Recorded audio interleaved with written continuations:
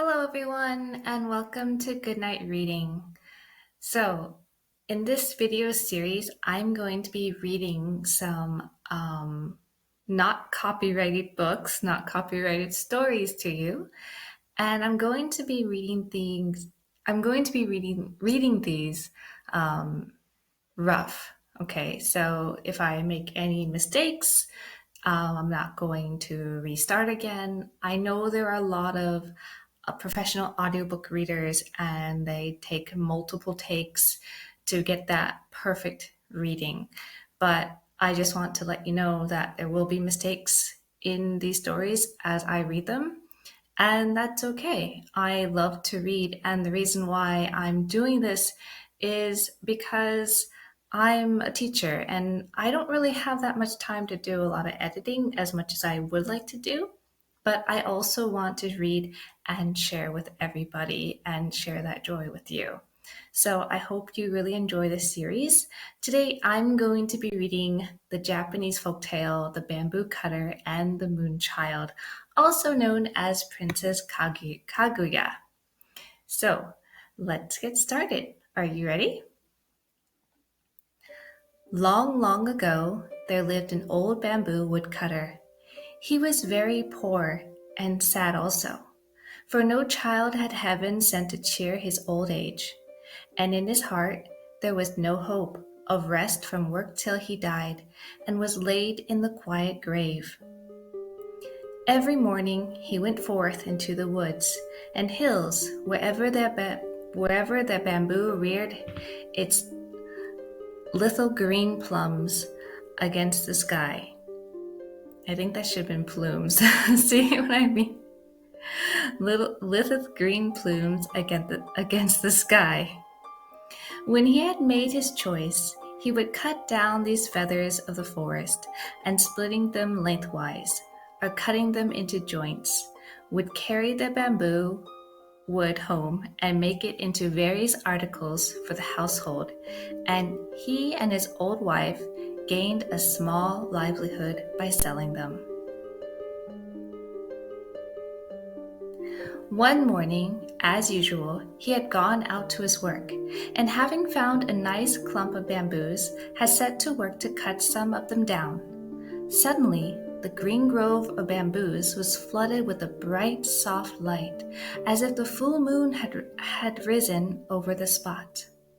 Looking round in astonishment, he saw that the brilliance was streaming from one bamboo. The old man, full of wonder, dropped his axe and went towards the light. On nearer approach, he saw that this soft splendor came from a hollow in the green bamboo stem, and still more wonderful to behold. In the midst of the brilliance stood a tiny human being, only 3 inches in height and exquisitely beautiful in appearance.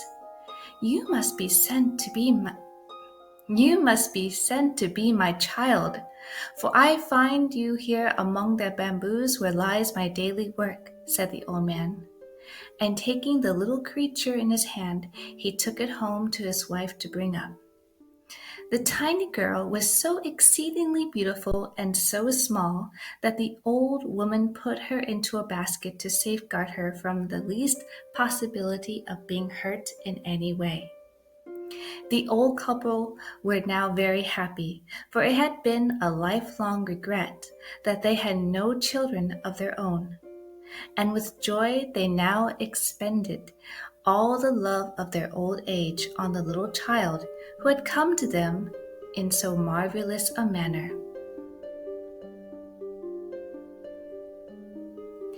From this time on, the old man often found gold in the notches of the bamboo when he hewed them down and cut them up.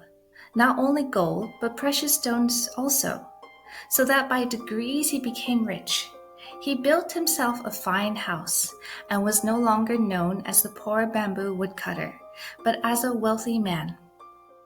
3 months passed quickly away, and in that time the bamboo child had, wonderful to say, become a full-grown girl. So her foster parents did up her hair and dressed her in beautiful kimonos. She was of such wondrous beauty that they placed her behind the screens like a princess and allowed no one to see her waiting upon her themselves. It seemed as if she were made of light, for the house was filled with a soft shining, so that even in the dark of night it was like daytime. Her presence seemed to have a benign influence on those there. Whenever the old man felt sad, he had only to look upon his foster daughter, and his sorrow vanished, and he became. Excuse me. I lost my place. Okay. Whenever the old man felt sad, he had only to look upon his foster daughter, and his sorrow vanished, and he had became as happy as when he was a youth. At last the day came for the naming of their new-found child. So the old couple called in a celebrated name-giver, and he gave her the name of Princess Moonlight, because her body gave forth of such soft, bright light that she might have been a daughter of the moon god. For 3 days the festival was kept up with song and dance and music. All the friends and relations of the old couple were present, and great was their enjoyment of the festivities held to celebrate the naming of Princess Moonlight. Everyone who saw her declared that there never had been seen anyone so lovely. All the beauties throughout the length and breadth of the land would grow pale beside her, so they said. The fame of the princess's loveliness spread far and wide, and many were the suitors who desired to win her hand, or even so much as to see her. Suitors from far and near posted themselves outside the house and made little holes in the fence, in the hope of catching a glimpse of the princess as she went from one room to the other along the veranda. They stayed there day and night, sacrificing even their sleep for a chance of seeing her, but all in vain. Then they approached the house and tried to speak to the old man and his wife, or some of the servants, but not even this was granted them. Still, in spite of all this disappointment, they stayed on day after day and night after night, and counted it as nothing, so great was their desire to see the princess. At last, however, most of the men, seeing how hopeless their quest was, lost heart and hope both, and returned to their homes, all except 5 knights, whose ardor and determination, instead of waning, seemed to wax greater with obstacles.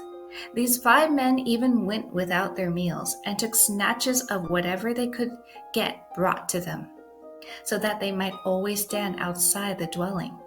They stood there in all weathers, in sunshine and in rain. Sometimes they wrote letters to the princess, but no answer was vouchsafed to them. Then, when letters failed to draw any reply, they wrote poems to her telling her the hopeless love which kept them from sleep, from food, from rest, and even from their homes. Still, Princess Moonlight gave no sign of having received these verses.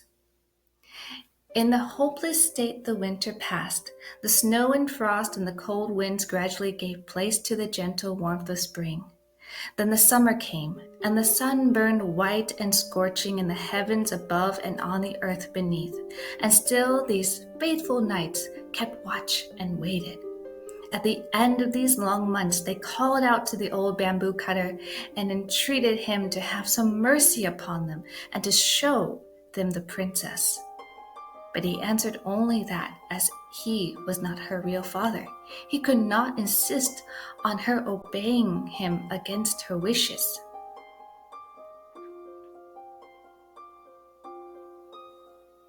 The 5 knights, on receiving this stern answer, returned to their several homes and pondered over the best means of touching the proud princess's heart, even so much as to grant them a hearing. They took their rosaries in hand and knelt before their household shrines and burned precious incense, praying to Buddha to give them their heart's desire. Thus several days passed, but even so they could not rest in their homes. So again they set out for the bamboo cutter's house. This time the old man came out to see them, and they asked him to let them know if it was the princess's resolution never to see any men whatsoever. And they implored him to speak for them and to tell her the greatness of their love, and how long they had waited through the cold of winter and the heat of summer, sleepless and roofless through all weathers, without food and without rest, in the ardent hope of winning her. And they were willing to consider this long vigil as pleasure if she would not, or as if she would but give them one chance of pleading their cause with her. The old man lent a willing ear to their tale of love, for in this inmost heart he felt sorry for their faithful suitors. He felt sorry for these faithful suitors and would have liked to see his lovely foster daughter married to one of them. So he went into Princess Moonlight and said reverently, "Although you have always seemed to me to be heavenly being, yet I have had the trouble of bringing you up as my own child, and you have been glad of the protection of my roof. Will you refuse to do as I wish?" Then Princess Moonlight replied that there was nothing she would not do for him, that she honored and loved him as her own father, and that as for herself, she could not remember the time before she came to earth. The old man listened with great joy as she spoke these dutiful words. Then he told her how anxious he was to see her safely and happily married before he died.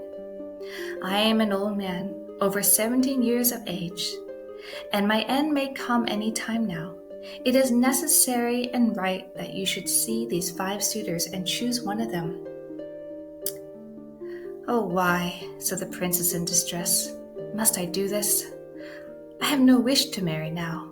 "I found you," answered the old man, "many years ago, when you were a little creature 3 inches high, in the midst of a great white light. The light streamed from the bamboo in which you were hid and led me to you. So I've always thought that you were more than mortal woman. While I am alive, it is right for you to remain as you are if you wish to do so. But someday I will cease to be, and who will take care of you then? Therefore I pray you to meet these 5 brave men, one at a time, and make up your mind to marry one of them." Then the princess answered that she felt sure that she was not as beautiful as perhaps report made her out to be, and that even if she consented to marry any one of them, not really knowing her before, his heart might change afterwards. So as she did not feel sure of them, even though her father told her they were worthy knights, she did not feel it wise to see them. "All you say is very reasonable," said the old man, "but what kind of men will you consent to see? I do not call these 5 men who have waited on you for months light-hearted. They have stood outside this house through the winter and the summer, often denying themselves food and sleep so they may win you. What more can you demand?" Then Princess Moonlight said she must make further trial of their love before she would grant their request to interview them.